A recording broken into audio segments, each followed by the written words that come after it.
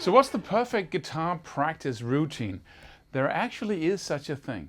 Because if you've watched my videos here on YouTube, you know I'm a big advocate for focus and concentration. So practicing 12 things in a day, or even 3 or 4, is not having focus. You need to have that burning focus, right? But there are some things that really benefit enormously from practicing a little each day. There are things that you can practice without your guitar. And there are things that you must practice inside a room with total focus, nobody listening, and just you and a metronome. And there are things you can practice in front of the TV, or watching YouTube videos, or doing anything else like talking to friends. So what is the perfect day, we could say, when you practice? And first of all, rhythm is an essential part of guitar practicing. It's 50% of music, but it only takes you 5% to practice at a level where you can get all the other skills up, or you can get that up to the level of all the other skills. But so that you can practice as you walk around town, or you do your daily task, or whatever. Whenever you're idle, whenever you can practice rhythm. So I had at least a couple of years, maybe 3 or 4 years, where I had that tick. So people would hear me tap, snap, at every occasion where I could.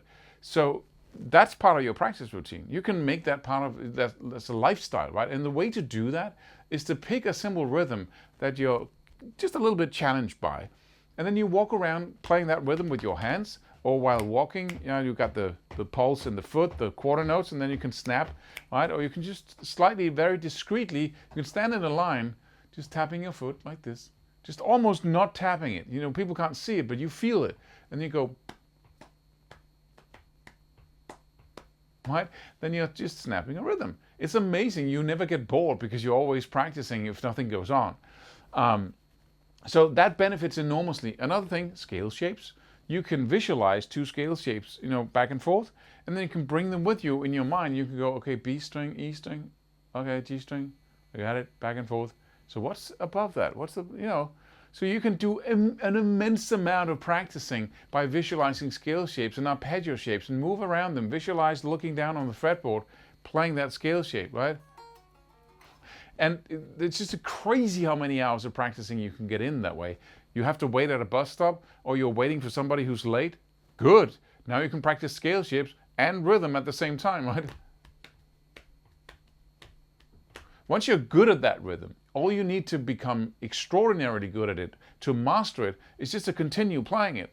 And you can get to a point where you can visualize scale shapes as you are playing the rhythm.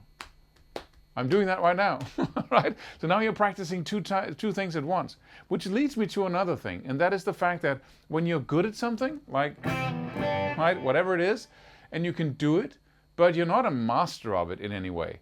Once you reach the level of good, all you need to become a master is to repeat it incessantly.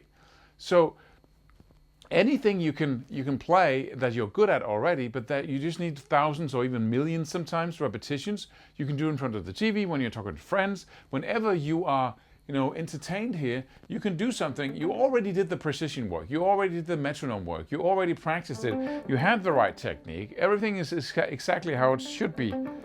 And now you can do all the repetitions without even being focused on it, right? You don't have to, you can talk with friends, yeah, you can turn your guitar down, right? Talk with friends as you do your exercising. As long as it's a loopable little entity like 2 chords or 4 chords that you just go, you already know how to do it. Now you're just doing it at a level where you can get everything right and you're completely relaxed. Get in the repetitions, mastery follows naturally. You don't have to push for speed in anything.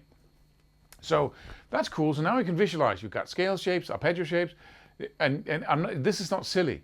I'm really talking about you can the whole mastery process of scale shapes can happen without your instrument. 90% of the time you spend on scale shapes can be without the guitar. And it works better than if you spend all 90% or all 100% with your guitar.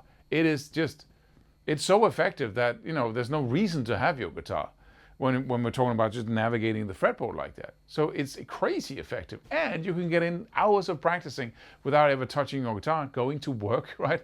You can work in a bar, or whatever your work is, or you can be like a carpenter, anything where you're working with your hands and practice like an insane person all day, even rhythms, right?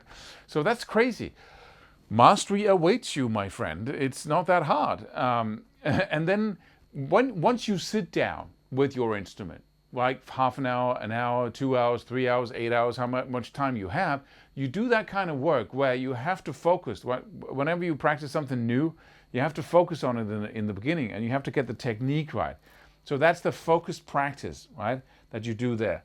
But in all of this, that focused practice is when you begin to take something up, and when you have to work with the metronome, you have to get everything right, right? That's how you use that time. But you only use it on one thing, quote unquote.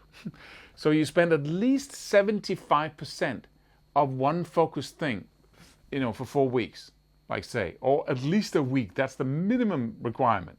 At least a week, 75% at the minimum goes into that. The rest, in that closed space where you're alone with the metronome or a jam track, and you're really focused on what you're doing and you're trying to develop some new skills, that time is 75% one thing. Oh, so I should only practice alternate picking, or I should only practice sweep picking. No. You should, underneath that skill are sub-skills. There's ascending sweep picking and descending sweep picking. There's a 2-string pattern with sweep picking, and there's a 5-string pattern, right? There's a 6-string pattern, right? One thing, just repetitively over and over again, like one small thing that encapsulates the challenge of that technique, and then you use 75% of that time there, and then when you go out and practice, whenever because you're good at it now, then you just do one thing. Whenever you get bored, you do another thing that is almost similar to the one thing you did. So you might be practicing, right? So that's a 2-string sweep picking shape back and forth. I might do right? I might do the same thing, but over 3 strings, right? That's a similar one. Then I go back and forth between the two. That's your practice routine. So you never, ever, ever again, practice like 4 things in a day. That's destructive. You won't get there. Watching my other videos, I'll explain why. But that's really a practice. So you have a whole day now. Get up in the morning, practice a little bit by yourself with total focus, building a new skill to the point of good. Then you bring that rhythm, right, with you all day, and visualization of scale shapes. And I mean it. Every single idle moment is that. Every single coffee break you take at work, you do one of the two, or both at the same time.